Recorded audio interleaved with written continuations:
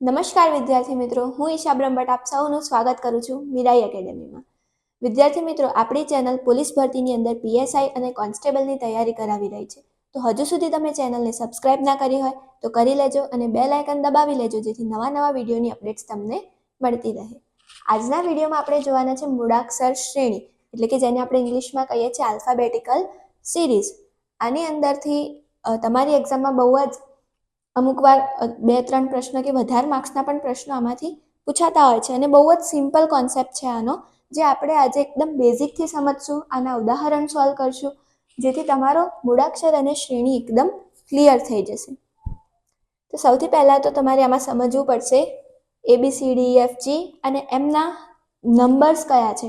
તમને એનો જે નંબર છે કયો છે, તો ફર્સ્ટ નંબરે એ આવે છે, પછી બી તો બીનો 2. આવી રીતે આ કેમ યાદ રાખવાનું? કેમ કે તમને પૂછશે કે જેમ કે HI છે, પછી KL છે, એવી તો પછી શું આવશે, આ પ્રકારના પૂછી શકે. નંબર કેમ યાદ રાખવાના? કે તમને એના નંબરના સ્થાન પણ આવી શકે છે, જેમ કે 8 + 2 થઈને 10 આવે છે. અને આ એટલે બી જરૂરી છે કે તમે જો કોડિંગ ડીકોડિંગ ચેપ્ટર ભણશો ને, એના માટે પણ આ રહ્યું ચેપ્ટર અને આ જે બેઝિક સમજવું ખૂબ જ જરૂરી છે. તો આમાં આપણે એટલું ધ્યાન રાખવાનું છે કે આને મેં આવી રીતે કેમ લખ્યું છે.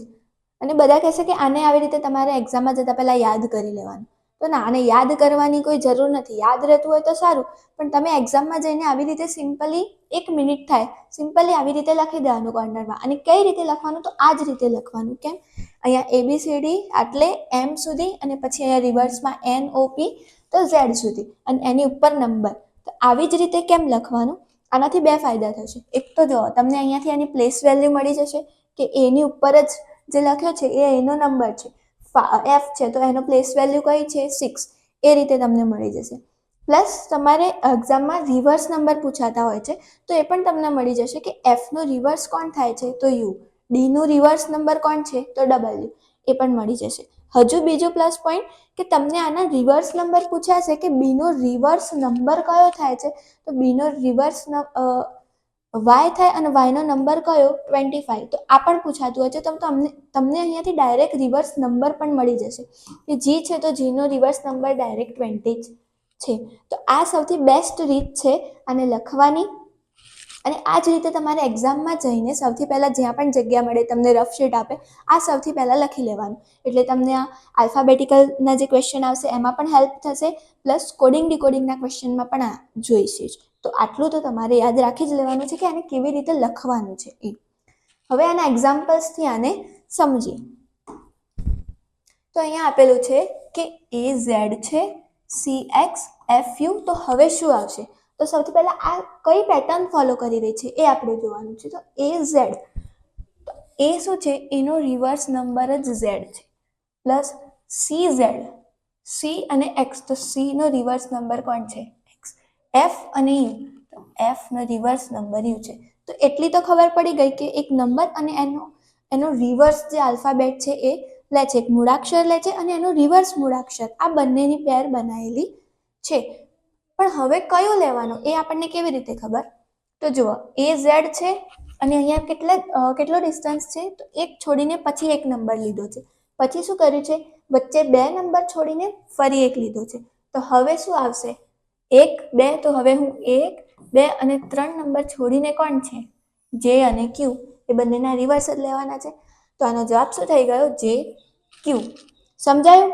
અહીંયા તમને કીધું તો +2 થતા હતા. તમે એવી રીતે સમજો કે આ +2 થાય છે. 1 અને બીજો નંબર લીધો છે, +2 થાય છે. અહીંયા શું થાય છે? તો +3 થાય છે. મતલબ કે 1, 2 અને ત્રીજા નંબરનો નંબર લીધો છે. અહીંયા શું થાય છે? +4 થાય છે. ફર્સ્ટ, સેકન્ડ, થર્ડ અને ફોર્થ નંબરનો લીધો એટલે લેવાનો છે. +2 થતું હતું, +3. તો હવે શું થશે? +4.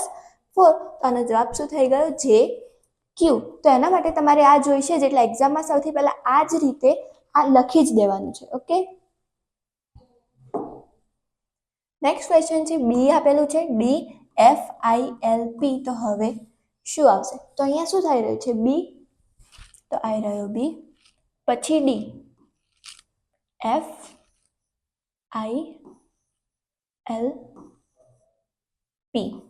આ નંબર તમને આપેલા છે. તો આને હવે ધ્યાનથી સમજીએ તો અહીંયા શું થઈ રહ્યું છે, એક છોડીને, એટલે અહીંયા શું થઈ રહ્યું છે, +2 થઈ રહ્યું છે. સમજ્યા? સી અને ડી, બી +2 થઈ રહ્યું છે એટલે બીમાં +2 કરીએ એટલે ડી મળી જાય. પછી શું થઈ રહ્યું છે, અહીંયા પણ ફરી +2 થઈ રહ્યું છે. ડી, ઈ અને એફ +2 પછીનો મૂળાક્ષર લીધો છે. પછી શું થઈ રહ્યું છે, અહીંયા જોજો, અહીંયા +2 નથી થઈ રહ્યું, અહીંયા +3 થઈ રહ્યું છે. અહીંયા સમજો, અહીંયા શું થયું હતું, +2 થયું, અહીંયા પણ +2 થયું અને પછી શું થયું, +3. અહીંયા +3 ફરી પછી શું થાય છે, ફરી +3, ફરી +3 થાય છે. આ પેટર્ન તમારે પકડવાની છે કે કઈ પેટર્નમાં ચાલી રહી છે. પછી શું થાય છે, 1 2 3 અને 4th, એટલે અહીંયા તો શું થયું, +4. આ +4 થયું છે. તો જો પહેલા 2 વાર +2 થયું, 2 વાર +3 થયું, તો હવે શું થશે, 2 વાર +4. તો અહીંયા એક વાર +4 થયું છે, તો હવે અહીંયા ફરી શું થશે, +4 થશે. તો P ને +4 કેટલા થાય, આપણે આમ રિવર્સ લખ્યું છે એટલે આમ જવાનું, PQRST, P ને +4 એટલે 1 2 ને 3 ને ચોથું કોણ છે, T. તો આનો જવાબ શું થઈ જશે, T. તો આવા જ પ્રકારના પ્રશ્નો તમારા પરીક્ષામાં પૂછાતા હોય છે. પછી છે AIPVAE, પછી શું આવશે, તો આપણે એ જ રીતે આને સમજીએ. A છે, I છે, P છે. તો સૌથી પહેલા સમજીએ A અને I માં શું થઈ રહ્યું છે, A. તો 1 2 3 4 5 6 7 અને 8 નંબરનું છે, એટલે અહીંયા શું થઈ રહ્યું છે, +8 થઈ રહ્યું છે. જો તમે નંબર સિરીઝનો વિડીયો જોયો હશે ને તો આ એકદમ ઇઝીલી તમને ખબર પડશે. અહીંયા +8 થઈ રહ્યું છે, મતલબ કે 7 નંબર છોડીને 8મા નંબરનો મૂળાક્ષર લીધો છે. પછી શું થઈ રહ્યું છે, I થી P, એટલે I 1 2 3 4 5 6 અને 7, એટલે અહીંયા શું થયું છે, +7. 6 નંબર છોડીને 7મા નંબરનો મૂળાક્ષર લીધો છે. પછી અહીંયા ફરી જોઈએ તો V છે, તો અહીંયા શું થઈ રહ્યું છે, 1 2 3 4 5 અને 6ઠ્ઠા નંબરનો, એટલે +6 થઈ રહ્યું છે. તો અહીંયાથી જ ખબર પડી ગઈ, +8 છે, +7 +6 અને આ શું છે, +5. અહીંયા +4 થઈ રહ્યું છે. જોઈ લેજો તમે, એ જે છે એનું +4 એટલે 1 2 ને 3 છોડીને કોણ છે, એ જ છે. હવે +4 તો અહીંયા ઘટતી જાય છે સંખ્યા, તો હવે શું આવશે, +3. તો E ને +3 કરીએ તો 1 ને 2 છોડીને કોણ છે, H. તો આનો જવાબ શું થઈ જશે, H. અહીંયા આપેલું છે, જો અહીંયા હવે જોડીમાં આપેલું છે. સૌથી પહેલા 2 સંખ્યા છે, પછી 3 મૂળાક્ષર છે, પછી 4 અને પછી અહીંયા વચ્ચેની આપણે શોધવાનું છે અને પછી આપેલા છે 6 મૂળાક્ષર. અહીંયા જોઈને આપણને એટલી તો ખબર પડી ગઈ કે અહીંયા 2 છે, 3 છે, 4 છે, તો હવે અહીંયા જે પણ આવશે 5 મૂળાક્ષર આવશે. અહીંયા 5 મૂળાક્ષર આવશે એટલી તો આપણને ખબર પડી ગઈ. હવે આપણે જોઈએ કે કઈ સિરીઝને ફોલો કરે છે. તો AB છે, AB છે, પછી DEF, DEF છે, પછી HIJK, HIJK.